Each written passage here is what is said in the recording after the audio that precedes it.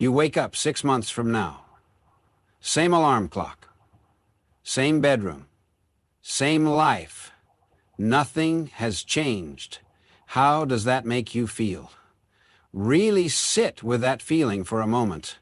That slight discomfort you're experiencing right now, that's your inner wisdom trying to tell you something important. You see, most people live their entire lives in what I call the someday syndrome. Someday I'll get organized. Someday I'll pursue my dreams. Someday I'll have better relationships. But here's what studying human effectiveness has taught me. Someday is a dangerous word. It's a thief that steals our potential, one postponed decision at a time. Real transformation doesn't require years. It requires a decision, and that decision, implemented through the right framework, can revolutionize your life in just 6 months. Now, I want to share something with you that fundamentally changed how I see human development. For years, our culture has been obsessed with what I call the personality ethic, quick fixes, manipulation techniques, power strategies. But if you study the first 150 years of success literature in America, you'll find something completely different. What you'll find is the character ethic, the idea that there are basic principles of effective living and that people can only experience true success and enduring happiness as they learn and integrate these principles into their basic character. When I wrote The 7 Habits of Highly Effective People, I wasn't trying to create another self-help book. I was documenting timeless principles that govern human effectiveness. These aren't just ideas. They're natural laws, as real as gravity. And just as you can't break the law of gravity without consequences, you can't violate these principles without paying a price in your life. Oh, I see some of you taking notes already. Good. But let me challenge you. Don't just write down what I say. Write down what you're thinking. Write down what you're feeling. Because transformation happens not in the hearing, but in the personal application. Let me share something personal. Years ago, I watched my own son struggle with direction. Brilliant mind, good heart, but drifting. One day, he asked me, "Dad, how do I know if I'm on the right path?" I told him what I'm about to tell you. The path reveals itself when you understand the difference between your circle of concern and your circle of influence. Most people spend their energy worrying about things they can't control. The economy, other people's opinions, the past. But effective people, they focus on what they can actually change. Turn to the person next to you. Go ahead. Now, I want you to share one thing you're concerned about that you have absolutely no control over. Take 30 seconds, go. Interesting, isn't it? How much mental energy we waste on things beyond our control. If you're like most people, it's probably 70, maybe 80%. Now imagine redirecting all that energy toward what you can actually influence. That's where transformation begins. You know what fascinates me about human behavior? We're the only creatures on earth who can examine our own thinking. A dog can't think about its thoughts. A bird can't analyze its decision-making process. But you have this incredible gift called self-awareness.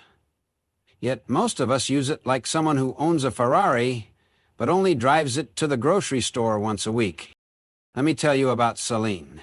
She came to one of my seminars. Actually, she was sitting right about where you are in the 3rd row. Successful by every external measure. Good job, nice house, picture-perfect life. But inside, empty, reactive, living by everyone else's agenda. She told me, "Stephen, I feel like I'm drowning in my own success." That's when I knew she was ready for real change. The first thing I asked her was simple but profound. When did you last sit in complete silence and ask yourself what you really want? She couldn't remember. Can you?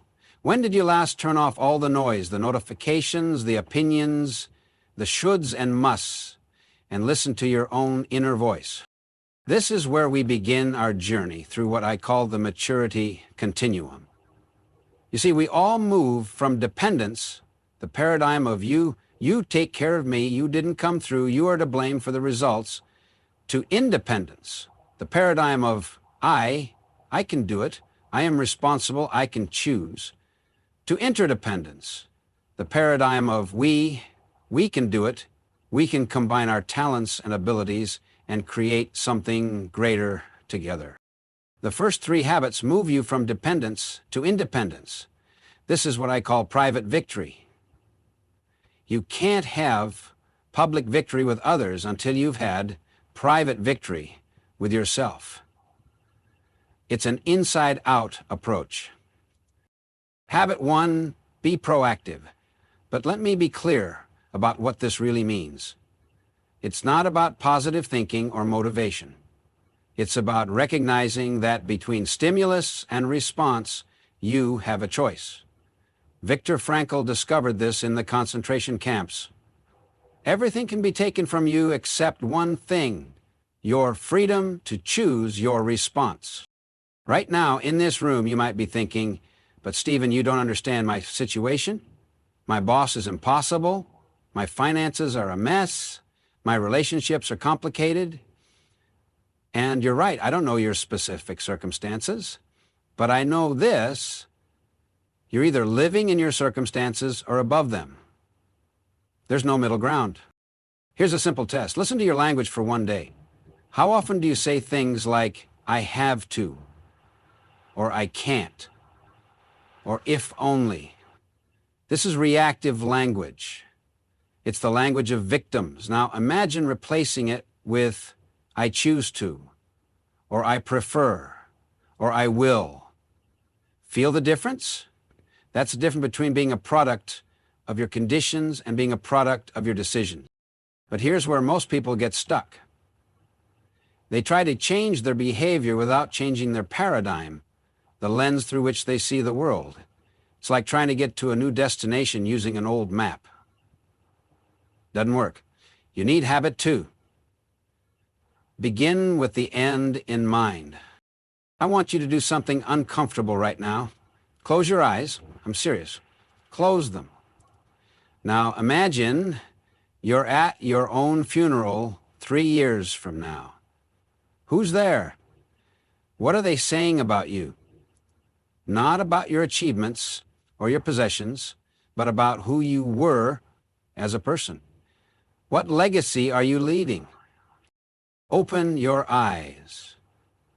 How many of you saw a gap between how people would describe you today and how you want to be remembered? That gap? That's your work for the next 6 months. You see, all things are created twice.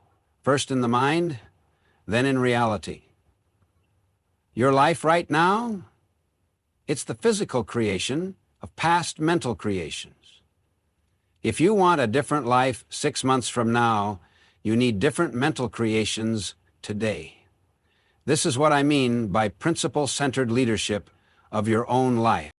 This brings us to habit 3. Put first things first.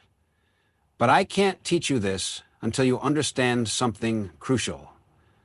Management is different from leadership. Leadership is doing the right things. Let me show you something. We have 4 quadrants. Urgent and important, not urgent but important, urgent but not important, and not urgent and not important. Where do you spend most of your time? Be honest. The secret to effectiveness lives in quadrant 2, not urgent but important. This is where you prevent crises, build relationships, plan, prepare, and sharpen the saw. But here's the tragedy. Most people spend their lives in quadrants 1 and I, dealing with crises and interruptions. They're so busy fighting fires, they never fireproof the building. Now, these first 3 habits, be proactive, begin with the end in mind, put first things first, these create private victory, self-mastery, independence. But here's what I've learned. Independence is not the ultimate goal. We live in an interdependent reality. Your greatest achievements will come through working with others. But you can't give what you don't have. You can't be interdependent. I remember working with a CEO who ran his company like a tyrant. Efficient, yes. Effective in the short term. But his best people kept leaving. His family barely knew him. His health was failing. One day his daughter said something that shook him. "Dad, I don't want to be successful like you." That's when he realized efficiency without effectiveness is the enemy of excellence. This man had forgotten habit 4. Think win-win. He saw life as a zero-sum game. For him to win, others had to lose. But life isn't tennis. It's not about beating the other person. It's about finding solutions where everyone can win. This isn't soft thinking, it's smart thinking. It's the only sustainable way to build relationships and success. You see, there are 6 paradigms of human interaction. Win-win, win-lows, lose-win, lose-lows, win, and win-win or no deal. Most of the world operates on win-lows. The school system teaches it, the legal system reinforces it. But win-lows ultimately becomes lose-lose. When you damage relationships to win, what have you really won? Let me introduce you to a concept that will revolutionize your relationships. The emotional bank account. Every interaction with another person is either a deposit or a withdrawal. Keeping commitments, showing kindness, listening with empathy, these are deposits. Breaking promises, showing disrespect, not listening, these are withdrawals. Here's the problem. Most of us are overdrawn in our most important relationships. We keep making withdrawals and wonder why the relationship is bankrupt. 6 months from now, you could have rich, fulfilling relationships simply by making more deposits than withdrawals. It's that simple. And that difficult? Which brings us to perhaps the most neglected habit in our society. Habit 5, seek first to understand, then to be understood. You want to know the number one relationship problem I see? People listening with the intent to reply, not to understand. They're just waiting for their turn to talk. Let me demonstrate something. I need a volunteer. You, sir, in the blue shirt. Come up here. Now, tell me about a challenge you're facing. But here's what I'm going to do. I'm going to listen the way most people listen. How did that feel? Frustrating, right? That's how most of us listen. We filter everything through our own experience.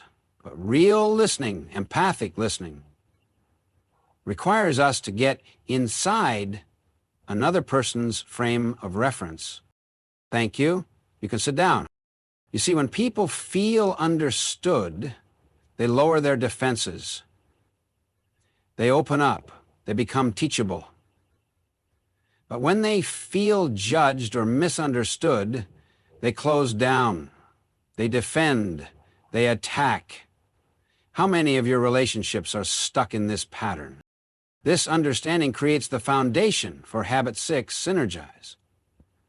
This isn't about compromise where 1 + 1 = 1.5. This is about creative cooperation where 1 + 1 = 3 or 10 or 100.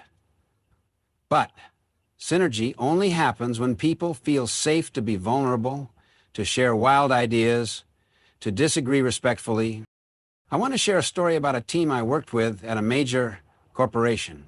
Brilliant individuals, combined IQ off the charts, but together, dysfunctional. Why? Because they were so busy protecting their egos, they couldn't access their collective genius.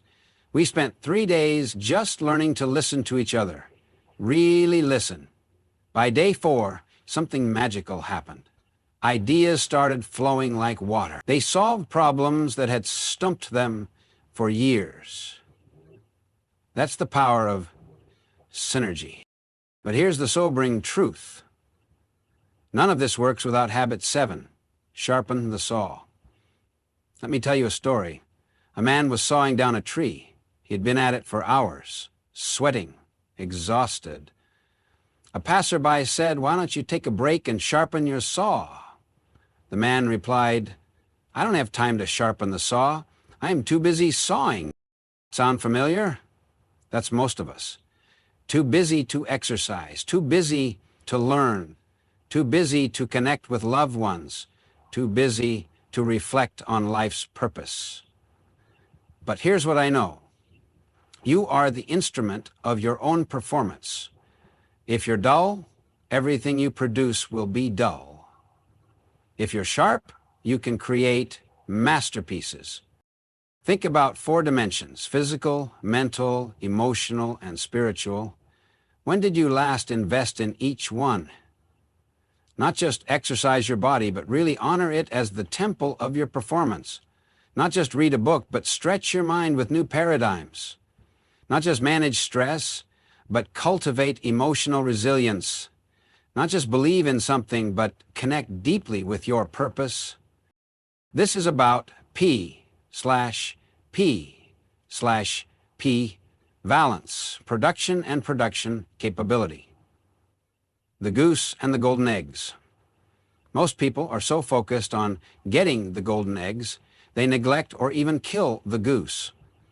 But without a healthy goose, there are no golden eggs. You are the goose.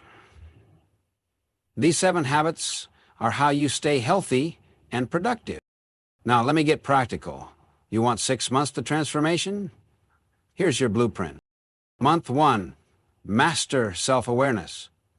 My certainty is content from independence to independence. Month 2, define your personal mission statement. This is your constitution, your North Star. What principles will guide your life? What roles are most important to you? What would you want people to say at your funeral? Write it down, refine it, live by it. Month 3, Master Quadrant 2. Design your weeks, not just your days. Schedule your priorities. Don't prioritize your schedule. Build systems that keep you focused on what's important, not just what's urgent. This is where real productivity lives. Month 4, transform your relationships. Start with your family. Make deposits in their emotional bank accounts every single day. Practice empathic listening with everyone you meet. Seek win-win solutions in every interaction. Watch how people respond differently to you. Month 5, create synergy in your most important relationships and projects. Look for the third alternative, not my way, not your way, but a better way. Value differences. Celebrate diversity of thought. Build on each other's strengths. Month 6, establish your renewal systems. Create rituals for physical, mental, emotional, and spiritual renewal. Make them non-negotiable. This isn't selfish, this is essential. You can't give what you don't have. But let me warn you about something. There's a gap between stimulus and response, and in that gap lies your freedom. But there's also a gap between knowing and doing, and in that gap lies your failure. Don't let this be just another inspiring seminar that fades by tomorrow. Make a decision right now, not a wish, not a hope, a decision. I want you to take out a piece of paper right now. Write down one thing, just one, that you will do differently starting tomorrow morning. Make it specific, make it small, make it doable. Now turn to the person next to you and share it. Create accountability right here, right now. You see, the saddest words in the English language aren't what might have been. They're, I knew what to do, I just didn't do it. Don't let that be your epitaph. You have something unique to contribute to this world, something only you can give. But it requires you to stop living by default and start living by design. Here's what I know after decades of studying human potential. Inside you right now is a person of tremendous worth and capability. Not someday, right now. But that person is buried under layers of conditioning, fear, and compromise. 6 months of principled action can strip away those layers. And I'm not talking about positive thinking. I'm talking about principled thinking. I'm not promising easy. I'm promising worth it. Because on the other side of your comfort zone is a life that makes your current life look like a rough draft. Remember Celine, the woman drowning in her own success? I ran into her last month. She's the same person, but completely different. She told me, I finally understand. Success without fulfillment is the ultimate failure. She's now mentoring young professionals, has deep relationships with her family, and wakes up excited about her contribution. 6 months. That's all it took. The clock is ticking, not to pressure you, but to awaken you. 6 months from now, you'll either be 6 months older or 6 months better. The choice, and it is a choice, is yours. But remember this, time is going to pass anyway. You can either direct it or drift with it. You can either create your life or let life happen to you. I'll leave you with this thought. In everyone's life, at some time, our inner fire goes out. It is then burst into flame by an encounter with another human being. I hope I've been that for you today. But more importantly, I hope you'll be that for someone else. Because that's what interdependence really means. We ignite each other's greatness. There are 2 primary choices in life: to accept conditions as they exist, or accept responsibility for changing them. For 30 years, I've watched people make this choice. Those who choose responsibility invariably create lives of meaning, contribution, and deep satisfaction. Those who don't, they create lives of regret. You didn't randomly come to this seminar today. Something in you is ready for change. Listen to that something, trust it, act on it. Because that quiet voice inside you, that's your destiny calling, and it's tired of being put on hold. 6 months. That's all, 180 days to revolutionize your existence. Not through revolution, but through evolution. Not through motivation, but through dedication. Not through information, but through transformation. The principles are timeless. The choice is timely. The moment is now. Stand up if you're ready to commit to this journey. Go ahead, stand up. Look around this room. You're not alone. This is your community of change. These are your fellow travelers on the path to effectiveness. Now, before you leave this room, I want you to do 3 things. First, exchange contact information with at least one person. You need accountability. Second, schedule your first Quadrant 2 activity for tomorrow morning. Third, commit to reading 1 chapter of the 7 Habits this week. Not to finish the book, to deeply understand one principle. What will you do with this moment? Will you file it away as an interesting experience? Or will you let it be the catalyst that changes everything? The choice, as always, is yours. But choose you must. Because not choosing is a choice. And that choice leads nowhere worth going. Thank you for your time, your attention, and most importantly, your openness to change. Now go out there and prove that 6 months is all you need to transform your life. Not because I said so, but because the principles work. They always have, they always will. The only question is, will you?